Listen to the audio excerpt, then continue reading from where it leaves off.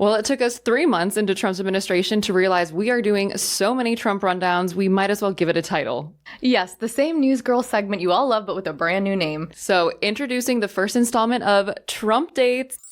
The Trump administration ended a civil rights era school desegregation order in Louisiana. So basically they said upholding integration standards is an unnecessary burden on schools and called desegregation orders a historical wrong. Yeah, the historical wrong of fighting racism. So now that they've withdrawn from this 1966 order, the school board won't have to devote local precious resources that goes to like data reporting or busing students over an issue that ended, quote, 2 generations ago. 2 generations isn't a long time. Like to change something as big as racism after segregation, like 2 generations is nothing. And apparently 130 other school systems fall under these desegregation orders as well. And Trump officials have expressed desire to pull out of those as well. They're saying this is getting America refocused on our bright future. And the Trump administration wants to reinterpret a lot of civil rights laws to focus on anti-white racism. So like policies aimed at giving minorities economic opportunities or like recent programs made in response to George Floyd. Yeah, it's clear that this is some like weird priority. So in March, the Trump administration removed guidelines that bar federal contractors from running segregated facilities like restaurants, waiting rooms, and drinking fountains. A CBS poll found that 58% of Trump voters believe that people of color are advantaged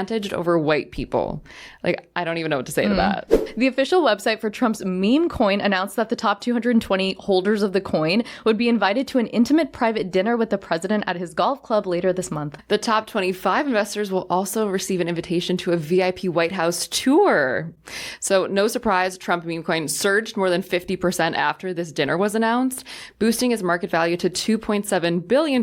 But surprisingly, Senate Republicans are raising red flags about this since obviously politically motivated actors could use this opportunity to curry favor with the president. There's just so much conflict of interest that could be introduced. And actually, we made this point in our ethics pledge piece when Trump introduced those coins. Yeah, while it might not technically be illegal, Trump supporting senator from Wyoming even said, "This is the Wild West. We need to legislate so there are rules." And this meme coin dinner situation is just one amongst a blitz of money-making moves by the Trump family to capitalize on Trump's presidency. Like Donald Trump Jr. co-founded a private membership club in DC called Executive Branch. So it costs $500,000 a person, making it like one of the most expensive membership clubs in the country. And it's expected to open this summer. That is a really good name.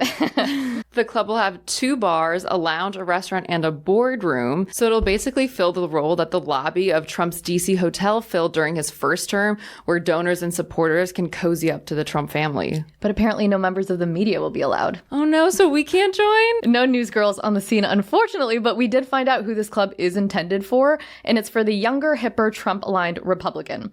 And the launch party was this A-list affair a few weekends ago. It included members of Trump's administration, wealthy CEOs, tech founders, and policy experts, so all the DC elite.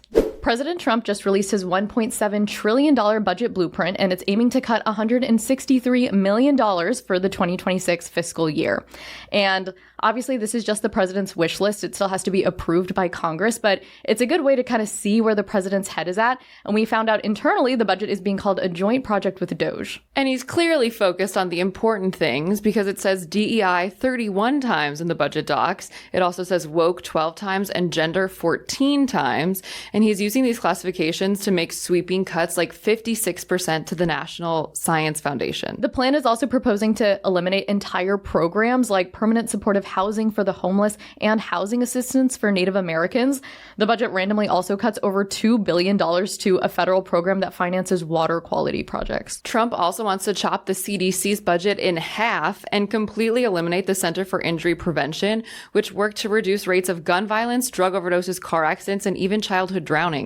He also wants to close the Center for Chronic Disease Prevention. I don't know why. CDC officials were told that some of the functions of the center would actually be moved to a new organization called the Administration for a Healthy America. So I can just smell the RFK. It's definitely Maha.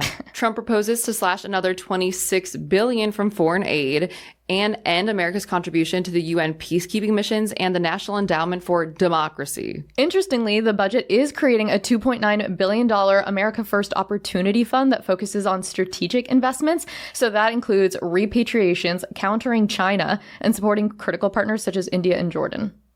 Trump would also increase spending to, no surprise, the Pentagon, but most of that would go to SpaceX programs, so $7 billion to explore the moon and $1 billion to explore Mars.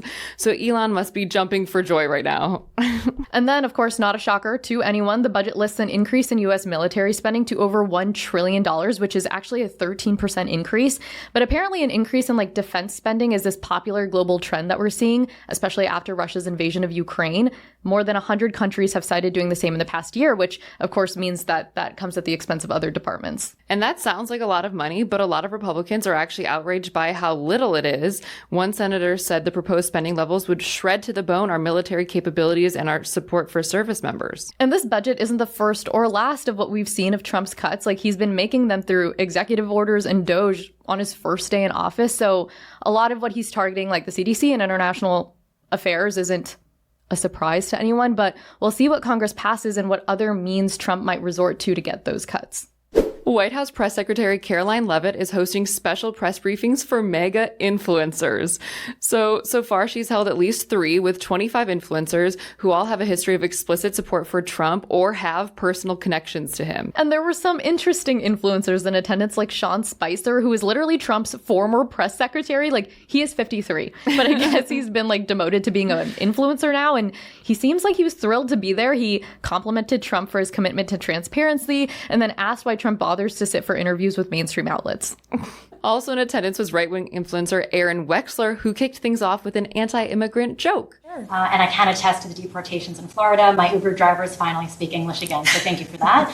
But my question for you is... She went on to ask a question about how Trump will punish institutions that defy his executive order about men masquerading as trans women. And then Ren and I were dying over this one. So pro-Trump TikTok influencer Link Lauren is apparently branded by the internet as MAGA Malfoy. No, this cannot be real. And you can see his roots coming in, so clearly he dyes his hair to look like Malfoy. I don't know what kind of world we're living in right now. His question to Caroline Leavitt at the briefing was, "You're a very high-profile young mother who seems to juggle and balance it all beautifully. What advice do you have to young parents out there?" So glad Malfoy is asking the hard-hitting political questions. Well, Trump's team has been making an effort to engage creators, and Caroline said tens of millions of Americans are now turning to social media to consume their news. A select group of journalists will no longer have a monopoly over press access here at the White House. The Trump administration is giving out a cash stipend of $1,000 as well as paid travel home to undocumented immigrants who willingly leave the U.S. So officials are saying that the program will save the government money by avoiding the cost of arrest, detaining, and flying people out on government planes. The first migrant to take the government up on their offer flew from Chicago back to his home country of Honduras. And as of last week, the Trump administration has already deported over 140,000 migrants just since January. Which is still a long ways away from the Trump campaign's promise to deport millions. So the administration is kind of resorting to more creative, out-of-the-box solutions to not only get rid of migrants, but where to place them after they're deported. So Rwanda is actually in talks with the Trump administration to take deported migrants. And the Trump administration just announced plans to deport a whole group of migrants to Libya, where human rights groups have called the conditions in its migrant detention centers horrific. Trump's getting torn apart by veterans groups after announcing he wants to change Veterans Day to be called Victory Day for World War I. World War II vets would still be honored on VE Day, which he also wants to change to Victory Day for World War II. But by limiting who is honored, Trump leaves almost every living veteran without a day to honor their sacrifice. Yeah, it's a super disrespectful and kind of unnecessary move. Most living veterans didn't fight in the world wars. So out of the 16 million vets in the U.S., only 66,000 of World War II veterans are still alive, and obviously no World War I vets are alive. So why narrow the scope of the holiday and exclude all the people that fought in Korea, Vietnam, Iraq, Afghanistan? So the Iraq and Afghanistan Veterans of America said it's not the veterans' fault if we didn't win wars. Veterans Day should be acknowledgement of all the ways that fellow Americans have served to protect and defend what we have in America. And the disabled American veterans simply replied to Trump's post, no. But only Congress can actually create binding federal holidays, so Trump can't unilaterally push this name change for Veterans Day on all of us, so we might be safe from that one. Oh no, we ran out of time to talk about Trump's plan to reopen Alcatraz as a functioning prison and his plan to tariff foreign movies. I know there's always so much news swirling around these days. We always run out of time. So everyone make sure to comment below what political story you want us to cover next week.